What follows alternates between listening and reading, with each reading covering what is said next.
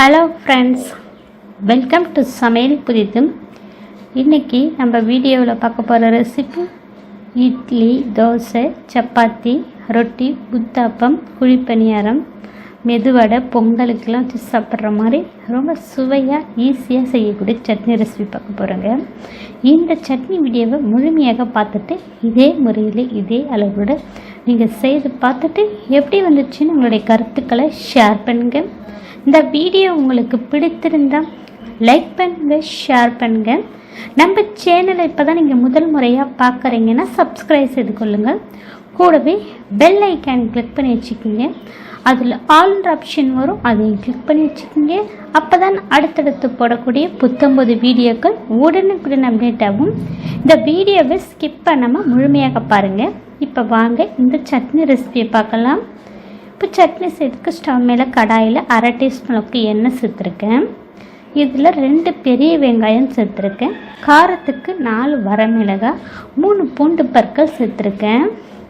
வெங்காயத்தை நல்லா ஒரு 3 நிமிஷம் போல் கண்ணாடி பதம் வர அளவுக்கு வதக்கிக்கலாம். இப்போ பாருங்கள், வெங்காயம் கண்ணாடி பதம் வந்ததும் அடுப்பு சிம்மில் வச்சுட்டு இதில் 50 கிராம் அளவுக்கு வறுத்த வேர்க்கடலை சேர்த்துருக்கேன். இது ஃப்ரெஷ்ஷாக நான் வீட்டில் வறுத்த வேர்க்கடலை சேர்த்துருக்கேன். நீங்கள் கடையில் வாங்கின வேர்க்கடலை சேர்க்குற மாதிரி தான் தோலெல்லாம் நீக்கிட்டு சேர்த்துக்குங்க. இதுலேயே ஒரு சின்ன நெல்லிக்காய் சைஸ் அளவுக்கு புளி சேர்த்துருக்கேன். இந்த சட்னிக்கு தேவைக்கேற்ப உப்பு சேர்த்து ஒரு 30 செகண்டுக்கு மிக்ஸ் பண்ணிவிட்டு ஸ்டவ் ஆஃப் பண்ணி சூடு முழுமையாக ஆறனதும் மிக்ஸி ஜாரில் சேர்த்து கொஞ்சமாக தண்ணி விட்டு சட்னியை கொஞ்சம் கொரப்பாக அரைச்சி எடுத்துகிட்டு வந்திருக்கேன். அரைச்சிட்டு அந்த சட்னியை ஒரு பவுலில் மாற்றிருக்கேன். இந்த சட்னியை கெட்டியாகவும் சாப்பிடலாம், தண்ணியாகவும் சாப்பிடலாம், ரொம்ப சுவையாக இருக்குங்க.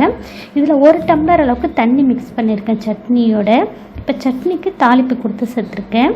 தாளிப்பு கரண்டில் 1/2 டீஸ்பூன் எண்ணெய், 1/4 டீஸ்பூன் கடுகு உளுத்தம் பருப்பு, 1/4 டீஸ்பூன் கம்மியாக சீரகம், ஒரு சிட்டிகை அளவுக்கு பெருங்காயத்தூள், வாசனைக்கு கருவேப்பிலை, இது எல்லாம் பொரிஞ்சதும் சட்னியோட சேர்த்து மிக்ஸ் பண்ணியாச்சுங்க.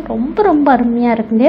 எத்தனையோ முறையில் நீங்கள் வேர்க்கடலை சட்னி ட்ரை பண்ணியிருப்பீங்க. இந்த மாதிரி ஒரு வாட்டி ட்ரை பண்ணி பாருங்கள். வீட்டில் ரொம்ப விரும்பி சாப்பிடுவாங்க எல்லோரும். இனி வேர்க்கடலை சட்னினாலே இந்த முறையில் செய்ய சொல்லி கேட்பாங்க. அவ்வளோ ருசியாக இருக்குங்க. சப்பாத்தி, ரொட்டி, ஊத்தாப்பம், மெதுவடை, பொங்கலுக்கெல்லாம் ரொம்ப அற்புதமாக இருக்குங்க. கண்டிப்பாக ஃப்ரெண்ட்ஸ், இந்த வீடியோவை முழுமையாக பார்த்துட்டு இதே முறையில் இதே அளவுகளோடு இந்த வேர்க்கடலை வெங்காய சட்னியை ட்ரை பண்ணி பார்த்துட்டு எப்படி வந்துச்சுன்னு உங்களுடைய கருத்துக்களை ஷேர் பண்ணுங்கள். இந்த வீடியோ உங்களுக்கு பிடித்திருந்தால் லைக் பண்ணுங்கள், ஷேர் பண்ணுங்கள், சப்ஸ்கிரைப் பண்ணுங்கள், கமெண்ட் பண்ணுங்கள். இந்த வீடியோவை முழுமையாக ஸ்கிப் பண்ணாமல் பார்த்ததுக்கு நன்றி. வணக்கம்.